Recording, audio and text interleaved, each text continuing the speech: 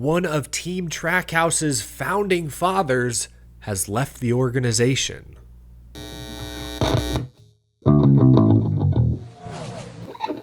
How's it going, y'all? My name is Eric. Welcome to Out of the Groove. Big changes are coming to Trackhouse, but first, some breaking news this morning.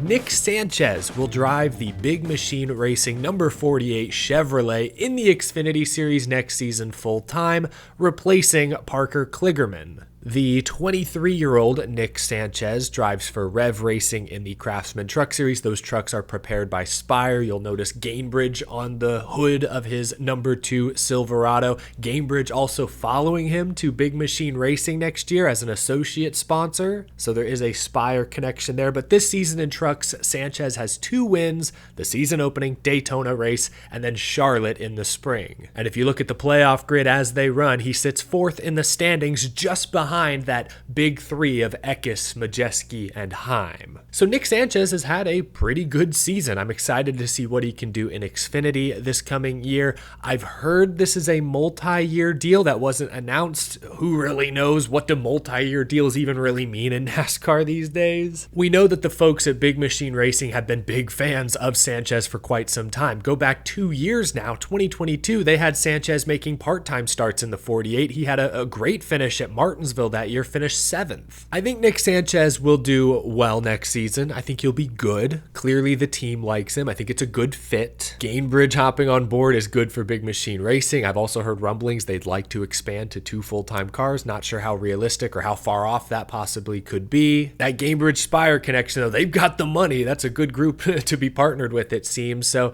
this is exciting. You look at some of the Xfinity Series rookies for next year. Obviously, much has been made about Connor Zilic this week. He'll be driving for JRM. Obviously now Nick Sanchez will be racing for Big Machine. Kaulig has signed Daniel Dye and Christian Eckes, the current Truck Series points leader. Could be a very exciting Rookie of the Year fight in the Xfinity Series next season, and I expect Nick Sanchez to very much be a part of it. Not to take the spotlight away from Nick Sanchez here, but I can't help but wonder how Corey Heim feels seeing his Truck Series peers get these Xfinity Series opportunities. You know, Eckes, Sanchez. I know Heim has done a lot of part-time Xfinity stuff with Sam Hunt Racing. He even made a cup start this year at Nashville with 2311. But you look at what he's done in trucks. Last year was phenomenal. He has 10 career Truck Series wins in less than 3 full-time seasons. Had the championship locked up last year before Hocevar happened. Very much in contention once again this season. He has done everything on the racetrack to earn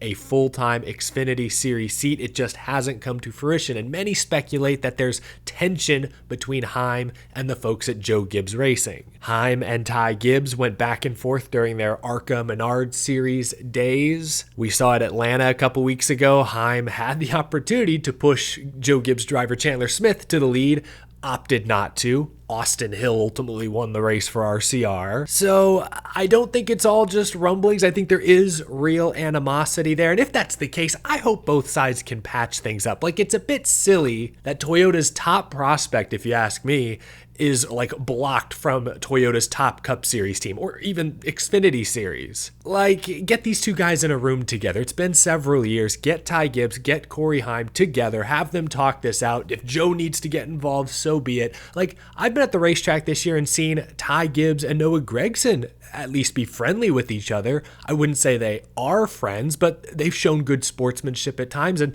they did not like each other during their Xfinity days. If they can more or less patch things up, I would hope Ty Gibbs and Corey Heim could find some sort of solution. Because it's ridiculous that Toyota still has Corey Heim tearing up the Truck Series, winning races, finishing top 5. He's ready for a promotion, just like Christian Eckes, just like now Nick Sanchez is getting. That's my take anyway. Sorry, I did not mean to hijack this Nick Sanchez segment with a Corey Heim rant.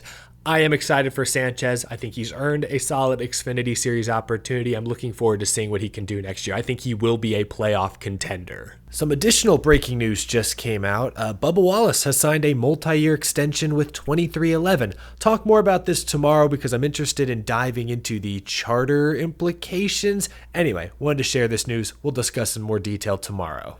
I want to touch on one more topic real quick before we get to Trackhouse. There was a report a few weeks back that RFK Racing is expected to expand to 3 full-time Cup Series teams.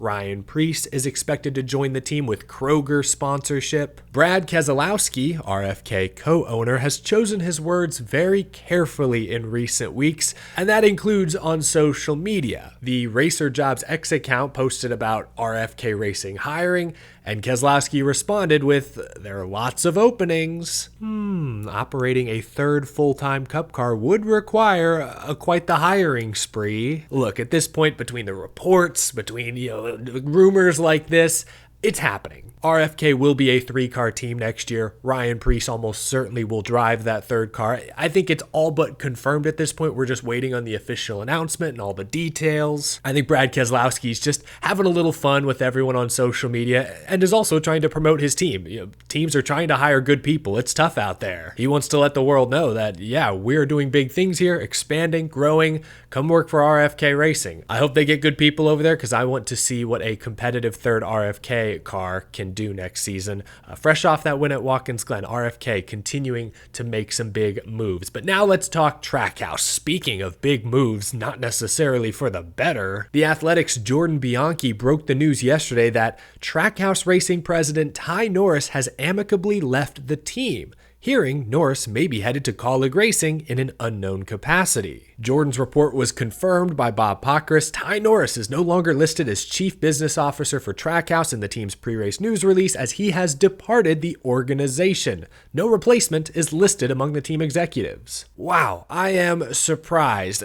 Just 3 or 4 weeks ago, Ty Norris was hosting the SVG to Cup press conference. I was there talking all about the future of the team, why SVG was the right fit. Now he's gone? Just a few weeks later? What happened? Was this always the plan? I mean, they do say it was an amicable split, but he's headed to Kaulig? It's not like Ty Norris is retiring, spending more time with his family. No, he's going to go probably do very much the same job, but for a different Cup Series team. I know Trackhouse and Kaulig have some connections. Obviously, SVG is driving for Kaulig this year. But, it's weird, right? Anyway, okay, Ty Norris leaving Trackhouse. This is a big loss, I believe, for Team Trackhouse. Norris has been a part of the team pretty much since the very beginning. Before that, this was a guy who worked with Dale Earnhardt back in the DEI days. From there, he went to Michael Waltrip Racing, helped that team evolve into a playoff, borderline championship contending team.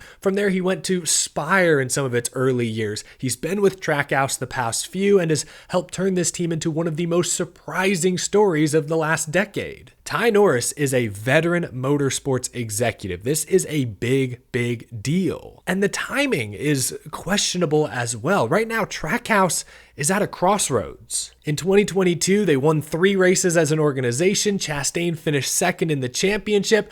But since then, last year, Suarez missed the playoffs. This year, Ross missed the playoffs. They just let Zane Smith go less than a year after he signed a multi-year contract. The performance is a little down. There's been driver turnover. Now they've added Connor Zilic into the fold. He'll go full-time Xfinity racing next year. A lot is changing. It seems like less than optimal timing for one of your founding fathers to then step away. Keep in mind, Daniel Suarez just signed a 1-year extension. So within the next few months, he'll be up for a new deal. Ross Chastain signed a multi-year deal early 2023. That could potentially be up at the end of 2025. So your 2 established Cup Series stars will need new deals likely in the not so distant future. So there's so much going on at Trackhouse right now. And in the background, their performance isn't what it once was. Trackhouse was a team that absolutely benefited from the newness of the next gen. When everyone's notebooks were thin in 2022, they burst onto the scene. Ross had that huge year. Suarez got his first win. This season now in 2024, they have 1 win as an entire organization, and it was by an inch at Atlanta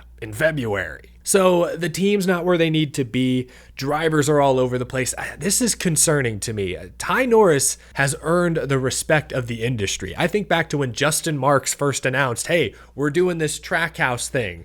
We're signing Daniel Suarez. Really? The guy who was let go by Joe Gibbs Racing and Stewart Haas in back-to-back years. That guy? Ty Norris being involved early on added legitimacy to this team. Oh, they got Ty Norris, the DEI guy, MWR guy. Okay, he's been around the block. To lose that guy now, when Trackhouse faces a lot of uncertainty, I believe, that's concerning. I mean, look at their peers. Legacy Motor Club has swapped out how many executives this year, and it hasn't gained them a tick on the stopwatch, at least not yet. So this worries me for Trackhouse. On the flip side, if Jordan Bianchi's sources are correct and Ty Norris is headed to Kaulig, this is a big get for Kaulig Racing. I guess, Chris Rice has teased all year that big plans, big changes are coming.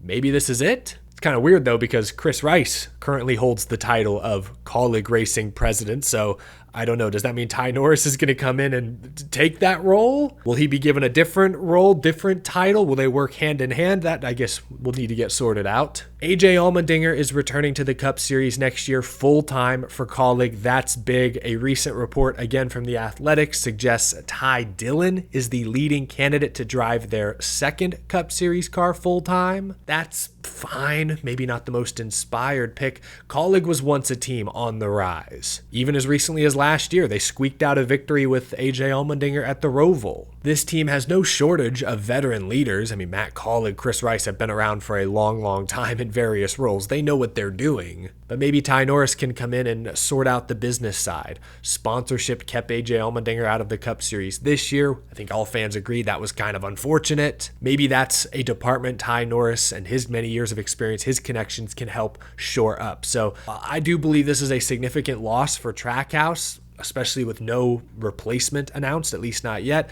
This could be a big get for Kaulig. This could help Kaulig jump back into that, second or third tier. This year, they've been, a 25th to 30th place team most weeks. Norris coming on board, combine that with Allmendinger full-time, this team could make some noise once again next year. I hope that's the case. More competitive teams, always exciting, more fun to talk about. Pretty significant executive shakeups, though, going on at the Cup Series level. Share your thoughts down in the comments below. Your reaction to Ty Norris leaving Trackhouse. I think that's pretty big. Anyway, leave a like if you enjoyed this video. Subscribe for more NASCAR content every single day. Got a Michael McDowell interview coming out later this afternoon that I hope you all are excited for. And a big thank you to my Patreon supporters as well. Yes, keep a lookout. I talked with Michael McDowell for like 20 minutes this week. I felt like it was a really good conversation. I will share that shortly. Thanks for watching this video, y'all. Hope you enjoyed.